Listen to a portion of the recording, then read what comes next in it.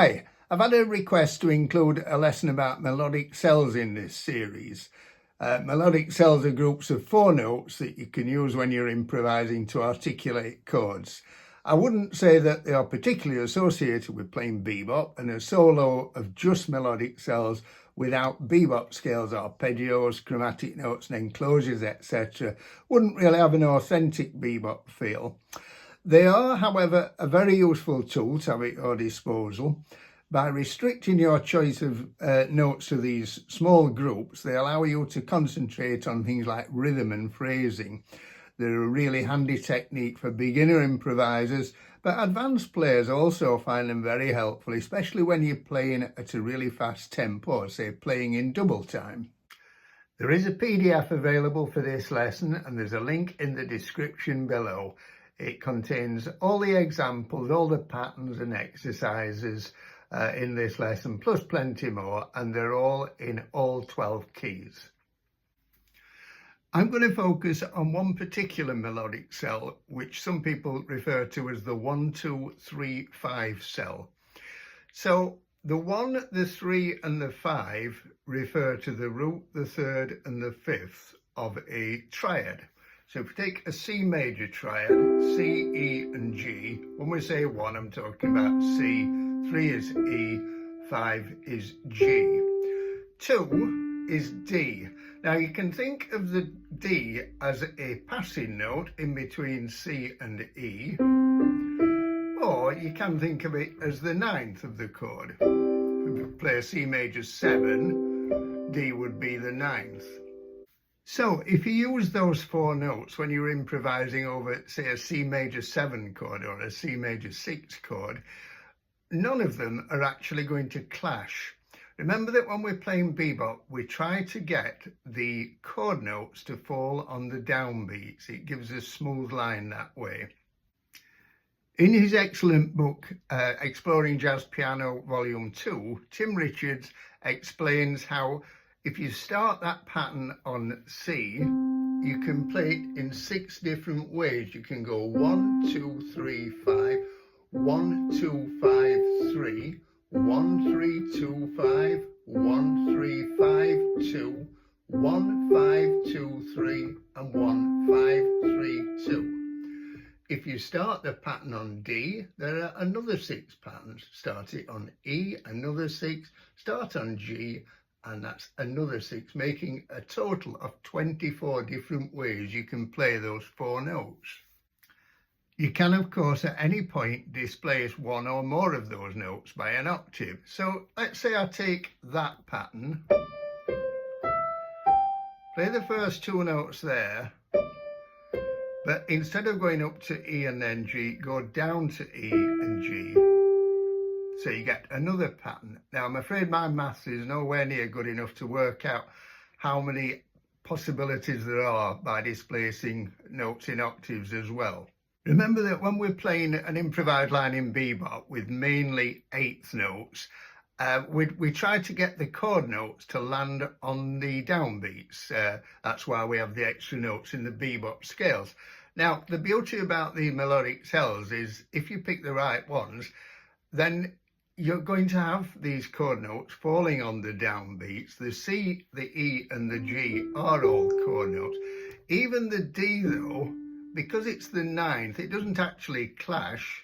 It's an upper extension. And if you played the D first, you would then go straight to one of the chord notes and then follow it by 2 more chord notes. So you're back on the downbeat pretty well straight away anyway. The good thing about using this melodic cell is it very clearly spells out the chord. You've got the root, the third and the fifth of the chord in the melodic cell. And also none of the notes clash. Obviously 1, 3 and 5 don't clash because they're chord notes. D, you can think of, as I said, as a passing note between C and E, or as an upper extension, the 9. But it certainly doesn't clash. If you play a D against a C major 7, it's fine. It's a good way for beginning improvisers to start learning to improvise using a melodic cell, because it minimises the choice, and then it allows you to focus more on really important things like the rhythm and the phrasing. It's also, though, really handy for advanced players. Say if you want to play a passage in double time, or you're playing a piece that's at a really fast tempo, it kind of frees you a little bit because you're not thinking too much about choosing the notes. Now let's look at another melodic cell. This time I'm going to play the notes of an E minor triad. Now if you look at C major 7, take the root away, then you've got an E minor triad. So we can make a 1, 2, 3, 5 melodic cell on that. Remember that 2 will be F because we're doing this over a C major 7 chord. So we've got to think of the C major scale. So 1, 2, 3, 5. Now, word of caution here, that does work if you play the F as a passing note over C major 7. It's fine, but if you played the F on the downbeat, it would clash. So we can think of F as what we call an avoid note. In other words, avoid playing it on the downbeat and make sure that you do play it in between E and G. Or, as Mark Levine suggested in his book Jazz Piano, think of it as a treat with care note. Now let's look at another melodic cell. I'm going to use a G major triad. Now, if we're playing over a C major 7 chord, we put a 9th on, the top 3 notes are a G major triad. So once again, we can use a 1, 2, 3, 5 melodic cell. G, A, B and D. Now, in this case, obviously G, B and D are fine because they're all chord notes. Remember, D is an upper extension, so we can think of it as a chord note. The A is a passing note in between G and B, or you can think of it as the major 6, because remember, C major 7 and C6, C major 6 are pretty well interchangeable. So once again, we've got a melodic cell there where we can play any of the notes on the downbeat.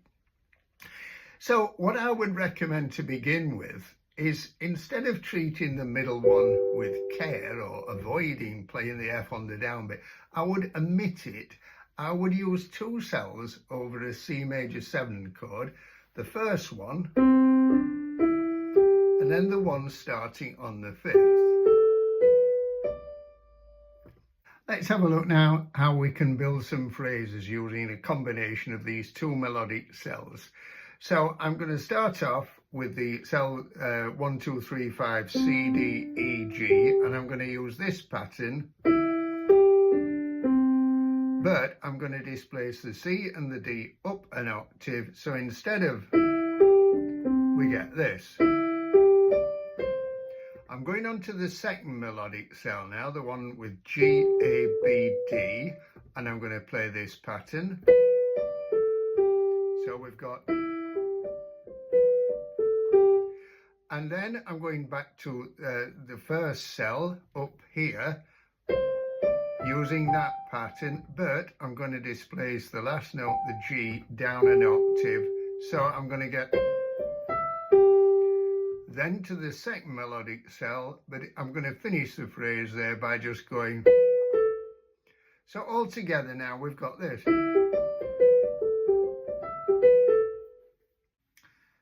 There's a simple but very effective way of tweaking these phrases.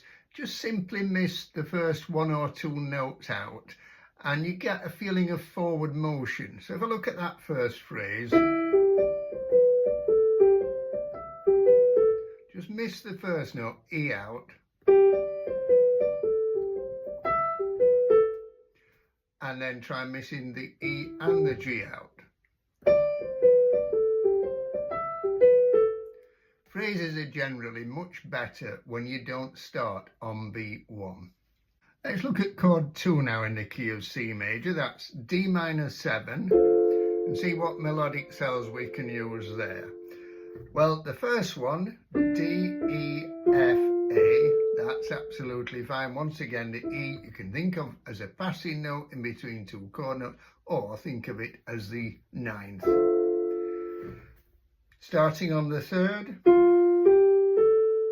that one's absolutely fine too, because the G can be thought of as a passing note between F and A, but also as the 11th of a D minor 7 chord.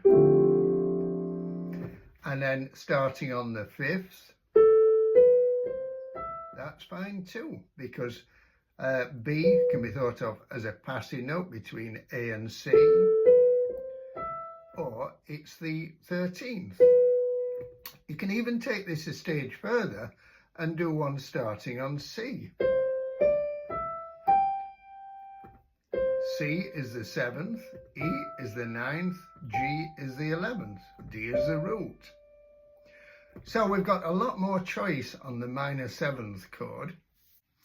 So let's use two of those melodic cells to make a little phrase over D minor 7. I'm going to use the one starting on the root and the one starting on the third. I'm going to use this pattern on the first one, then this pattern on the second one, go back to the first one with this pattern, stay with the first pattern and just finish it off. So,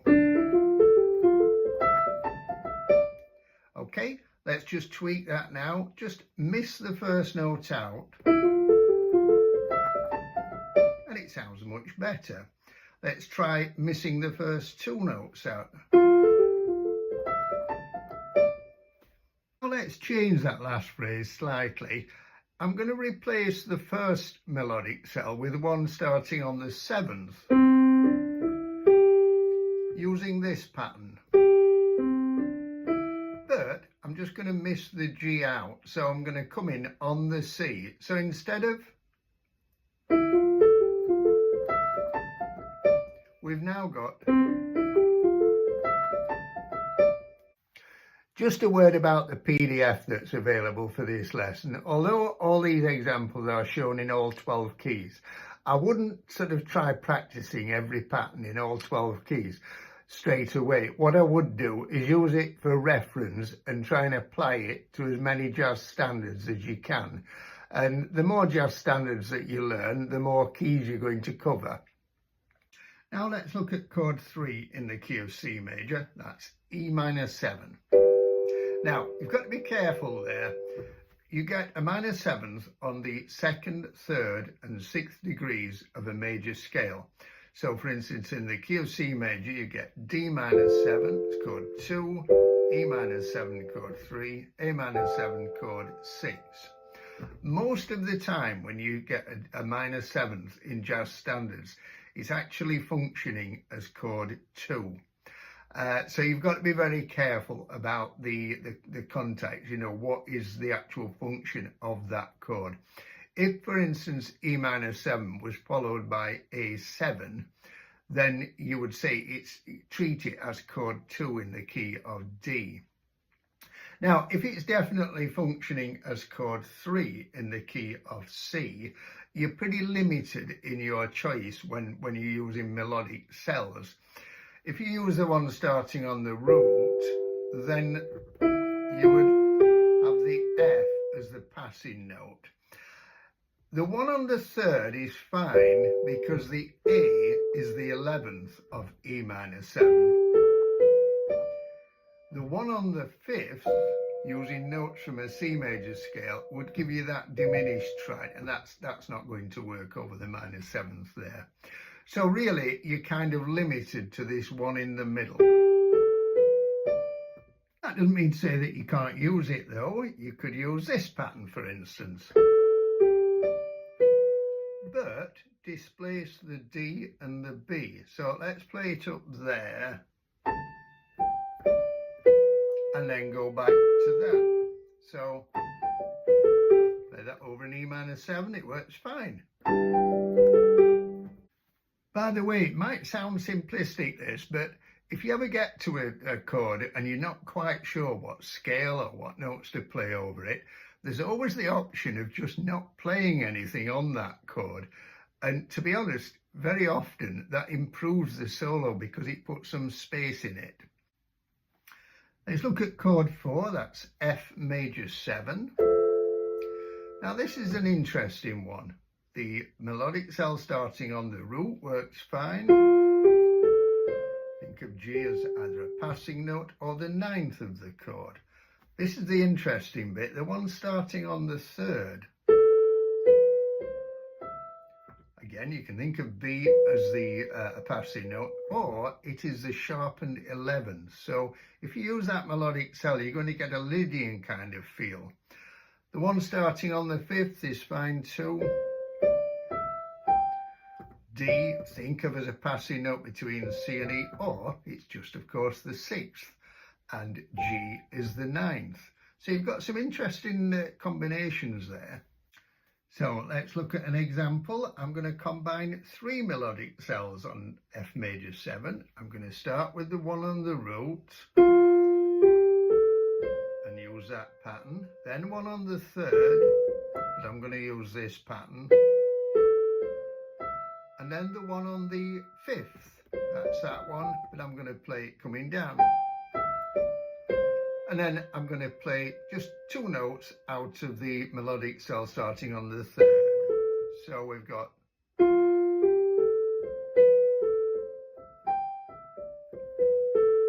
and once again, try just missing the first note out.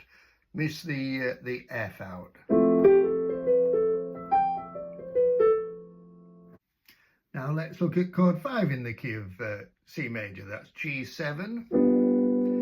So the melodic cell starting on the root, that's fine. You can think of that as a passing note between G and B, or just the ninth of the chord. The one starting on the third, take care, because that would be, now that clashes very much so with the B if you were playing that in the left hand. So you wouldn't want to play that on the downbeat. The one starting on the fifth, though, absolutely fine. E could be thought of as a passing note between D or F, or the 13th. And the 13th on a dominant 7th chord on the downbeat does actually work quite well. So let's combine the one starting on the root and the one starting on the fifth. I'm going to use that pattern for the first one.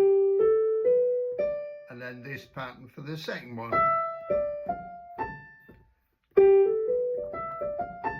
That works absolutely fine. And once again, if you miss the first note out, it sounds better. So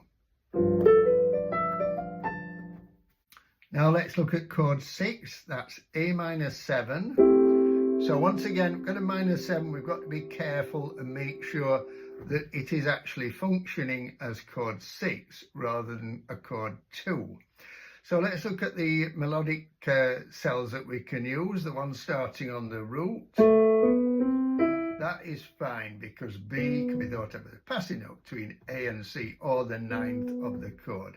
The one starting on the third is also fine. D, passing note, or the 11th. The one starting on the fifth, though, that's a slight problem, because if it's definitely in the key of C, the passing note there would be F, and you certainly wouldn't want to play that against A minor 7 on a downbeat. You can do one starting on the 7th, though. That's also fine, because that's the 7th, that's the root, that's the 9th, and that's the 11th. So you can get some quite colourful sounds using that one. So let's look at an example. I'm going to combine the melodic cell on the third, that one, and the one on the root. I'm going to use this pattern on the first one, and this pattern on the second one.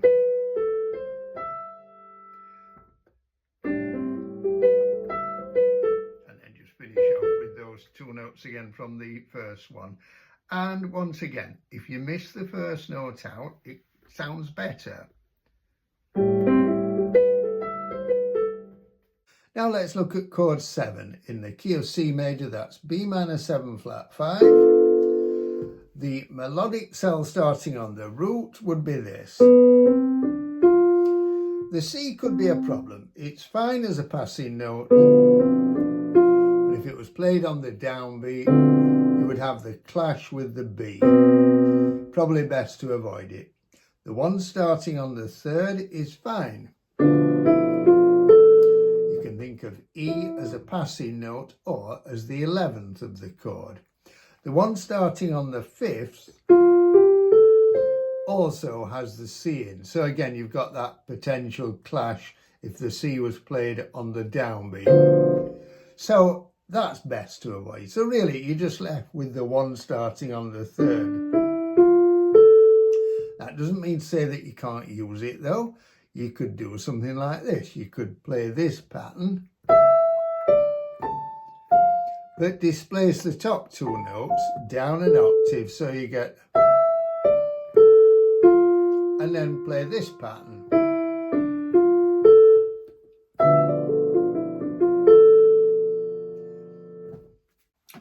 So that covers the use of melodic cells based on diatonic triads. That's triads from the key that you're in. In the intro, I just combined a few of these patterns over a 2-5-1 chord progression, and the way you can practice these patterns is to mix and match them, apply them to jazz standards and come up with your own lines. Hope you found this useful. If you did, be glad if you give it a thumbs up and subscribe. And in the next video, I'm going to be talking about the use of melodic cells based on upper structure triads that sound something like this.